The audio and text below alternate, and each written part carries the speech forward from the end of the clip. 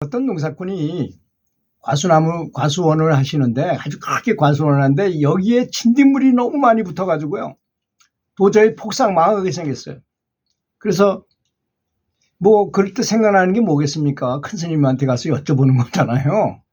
그래서 그런데 뭐 농사 짓는 거 이런 거야 어떻게 해결책이 이게 있으시겠어 하면서 하지만 하여튼 너무나 답답하니까 자기는. 그래서 큰 스님한테 삼배를 드리고 질문을 했어요. 스님, 올해 과수원이 폭삭 망하게 생겼습니다. 진딧물이 어디서 날라왔는지 갑자기 그냥 나무마다 새카맣게 이렇게 붙어가지고 당장 죽게 생겼습니다. 그 정성껏 평생을 잘 키운 나무가 한꺼번에 다 죽게 생겼으니 이거 어찌 하면 좋겠습니까? 그 별 기대도 안 하고 그냥 하소연하러 온 것처럼 말씀을 드리고 그때 말을 하고 나면 속이라도 후련하겠지 하고 말씀을 드렸는데 놀랍게도 큰 스님께서 답을 주시는 거예요. 그래? 그렇다면 당신 힘으로 뭔가를 하려고 절대 그러지 말고 당신 마음속에 나미아불탑을 주인공 있잖아. 주인공. 당신의 주인공. 당신의 에고 말고 그 안에 있는 주인공 나미아불탑을 자성불이라고 하는 거야. 주인공아, 벌레가 다 없어지도록 주인공님, 벌레가 다 없어지도록 도와주십시오 하고 믿기만 하면서 온전히 그 주인공에게 맡겨라. 맡기는 기도를 계속하라. 아주 지극하게 간단하게 한마디 딱 하셨어요. 자, 이 양반은 지금 과수나무가 다 죽어가지고 전 폭삭 망하게 생겼는데 스님께서 주인공님, 벌레가 싹 없어지도록 도와주십시오 하고만 그것만 계속 돌려가면서 그걸 연불로 해라 이거야. 아주 간단 명료하잖아요. 그래서 신이 나잖아요. 그 사람이 일단 되든 말든 하든 큰 스님이 말씀하셨으니까 큰 스님을 철석같이 믿는 사람이니까 그래서 그는 신이 나서 열심히 주인공님 벌레들이 다 없어서 알아서 해주십시오 하고 계속 주인공님 벌레들이 다 없어지도록 알아서 해주십시오 하고 계속 그걸 연불을 돌리면서 기도를 한 것입니다. 그렇게 일주일 동안 계속 밤낮 없이 열심히 기도를 했어요. 어느 날 일주일 되던 날 새벽에 그렇게 이제 계속 그걸 기도하는데 이상하게 눈물이 막 쏟아지면서 감동의 눈물이 뚝뚝 떨어지면서 기분이 나를 끌 것 같이 연불이 잘 되더라는 것입니다. 그리고 이제 날이 밝아졌어요. 서서히 이제 새벽 3시에 시작한 연불이 날이 밝아져서 한 6시쯤 돼가지고 바깥에 호원하니까 밖에 나가봤어요. 아니, 이게 웬일입니까? 어디서 날라왔는지 무당벌레들 있잖아요. 무당벌레. 전백이 있는 따까리 있는 그 벌레들이 나무에 새카맣게 달라붙어가지고 진딧물을 잠깐 사이에 다 잡아먹더라. 이게 원래 무당벌레는 진딧물이 먹이거든요. 어디서 날라왔는지 새카맣게 달라붙어가지고 한나절도 안 되어가지고 다 잡아먹어버리고 그대로 날아가 버리더라는 것입니다. 이 실화예요, 실화. 그래서 이 농부 불자는 큰 스님 말씀에 이렇게 놀라운 힘이 있었는지 더욱 감사하면서 항상 주인공을 찾는 자성불을 찾는 그리고 나미아불타불도 자성불이야. 이 사람한테는 나미아불타불이 내 이름이야. 나의 자성불 이름. 주인공이라고 하기도 하고 아미타불이라고도 하는 이 연불을 더욱더 열심히 하게 되었다는 것입니다. 또 한 가지 얘기는 어떤 스님이 환속을 하지 않았는데도 불구하고 머리를 깎은 채로 동네에 와가지고 동네 그 맨 뒤에 산 밑에 가서 과수원을 하더라는 것입니다. 그런데 이 양반은 맨날 아침에 일어나면 소리 지른대요. 나무야 새들아 모든 것들아 다 행복하거라 잘 되길 바란다 하면서 큰 소리로 소리 지른답니다. 나무 사이를 지나다니면서도 소리 지르고 매일 그런데요.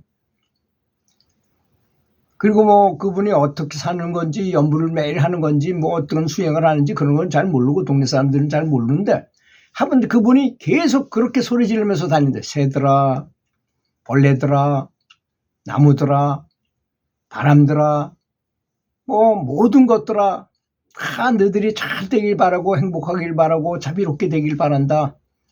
그리고 더 잘 된다면 극락왕생까지 하길 바란다 하면서 계속 그런 소리를 지르면서 이렇게 다니더라는 것입니다. 근데 놀라운 일이 벌어졌어요. 이 사과가 익어가는 때가 되면 까치나 이 새들이 와서 사과를 쪼면요. 사과는 팔아먹지를 못하잖아요. 기스가 났으니까, 이 상처가 났으니까. 그래서 큰 고민이야. 그래서 그 새를 쫓기 위해서 뭐 독수리 모형도 날려보고 허수아비도 갖다 놓고 빵빵 쏘는 총 같은 것도 갖다가 준비해 놓고 동네 사람들은 정말 밤잠을 제대로 자지 못하고 새들을 지켜야 돼요. 근데 이 스님은 새벽에 일어나서 그렇게 한번 하고서 뺑 돌아다니시고 계속 하는데 그 넓은 과수원에 단 하나의 한 마리 새가 날아와도 절대 사과를 안 쪼아 먹더라는 것입니다. 그래서 그분은 아무런 노력도 하지 않고 계속 사과를 정상적으로 다 수확해가지고 소득을 꽤 많이 올리고 그렇게 혼자 잘 사시더라는 것입니다. 그런 예는 또 수월선사님한테도 있었죠. 수월선사님이 그 북간도에 그 만주지방에 가서 그 우리나라 사람들이 그 일본의 압제하에 있다가 그쪽으로 많이 피난을 가는 사람이 많았답니다. 독립군들도 많이 다니고 그러면 이분이 집신을 삶아가지고 집신하고 주먹밥하고 해가지고 이 길에다가 걸어 놓으신답니다. 그러면 그 한국 사람이 가다가 그걸 가지고 가면서 먹고 신발 갈아 신고 그리고 다녔다 그래요. 그리고 이 수월선사께서 이렇게 나타나서 거주하시는 곳에는 항상 사슴이고 노루고 멧돼지고 이런 것들이 항상 주변에 와가지고 이렇게 같이 있답니다. 근데 청담 스님이 거기 스님한테 도를 배우러 가셔가지고 보니 자기만 나타나면 이 사슴이고 뭐고 다 도망을 가는데 스님이 계실 때는 스님한테 옆에 와서 너무 차싹 달라붙어 가지고 정말 친한 친구처럼 이렇게 대하더라는 것입니다. 그래서 너무나 안타깝구나.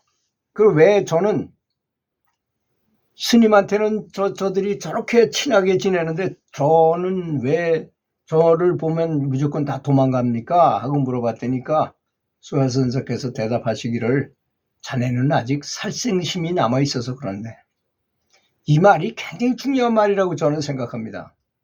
우리는 애고의 마음이 있잖아요. 이렇게 차 타고 쫙 지나가다가 갑자기 누가 탁 튀어들어왔어. 그래서 나도 모르게 딱 피했어.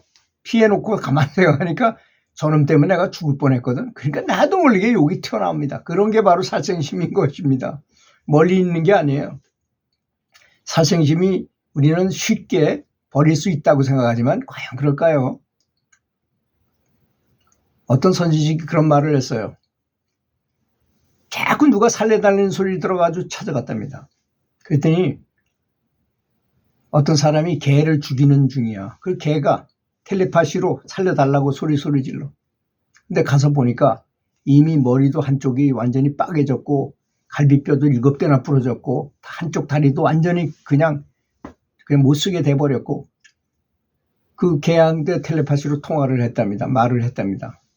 야, 이제 네가 모든 걸 다 포기만 하면 내가 바로 천도를 시켜줄 수 있으니까 다 포기해라. 근데 걔는 그렇습니까? 걔 입장에서 내가 아무리 맞아 죽을 것 같고 죽을 것 같아도 생명을 포기할 수 없잖아요. 자기 생명을 누가 그렇게 쉽게 포기하겠습니까? 그걸 포기해야만 천도도 되고 도를 통할 수도 있고 뭐 그런 거잖아요. 원래가 지금 금강계의 말씀 응무소주 이생기심이란 말도 바로 그런 뜻이잖아요. 마음을 다 버리고 본 마음이 탁싹 나오기만 하면 바로 부처를 본다, 견성한다 이런 뜻이잖아요. 그런데 그렇게 타일러도 절대로 포기를 못하더래. 그렇게 죽을 것 같이 힘든 판에도. 야, 그래서 이제 마지막으로 얘기를 했어요. 이 선지식이 텔레파시로. 야, 너는 이제 머리도 반은 깨졌다. 제구실을 못하고 갈비뼈도 4개나 부러지고 한쪽 다리도 못 쓰기 때문에 네가 그런 상태에서 살아나봐야 어차피 죽는다. 그러니까 내가 너를 도와줄 수 있을 때 마음을 다 버리고 그냥 포기해버려라. 그러면 내가 너를 바로 천도에 시켜주겠다. 그랬더니 이제는 자기 스스로 이제 알게 됐어. 이제는 내가 너무 많이 망가져가지고 이제 죽을 수밖에 없구나. 아주 이 개가 다 포기하더랍니다. 삶을 포기하더래요. 집착을 다 내려놔 버리는 거죠. 그리고 이제 그 사람이 그 개를 죽이는 사람한테 부탁을 했어요. 아저씨, 그 개를 더 이상 괴롭히지 말고 한 방에 죽여주세요. 하니까 그 옆에 있던 큰 돌을 가지고 머리를 팍 쳐가지고 한 방에 죽였대요. 그러니까 이제 그대로 바로 천도를 했다. 높은 세계로 바로 올라갈 수 있었다고 말하는데 참 끔찍한 얘기지만 이 굉장히 우리의 에고에 대한 참 질긴 그 생명에 대한 집착. 우리가 화내고 에고를 갖고 활동하는 것 중에 제일 큰 것이 내가 이 몸으로 살아나고자 하는 것 때문에 모든 집착이 생기는 것입니다. 사실은 좀 야박한 얘기고 참 흉측한 예를 들긴 했지만 바로 내가 죽는 것이 두렵지 않다고 생각하면 걱정될 게 아무것도 없어요. 우리는. 그렇지 않습니까? 우리가 걱정될 게 뭐가 있겠습니까? 죽음을 두려워하지 않는 입장이라면. 그런데 전쟁에 나가서도 죽고자 하는 사람은 살고자 이렇게 뒤로 싹싹 피하는 사람은 죽더라, 이런 말이 있잖아요.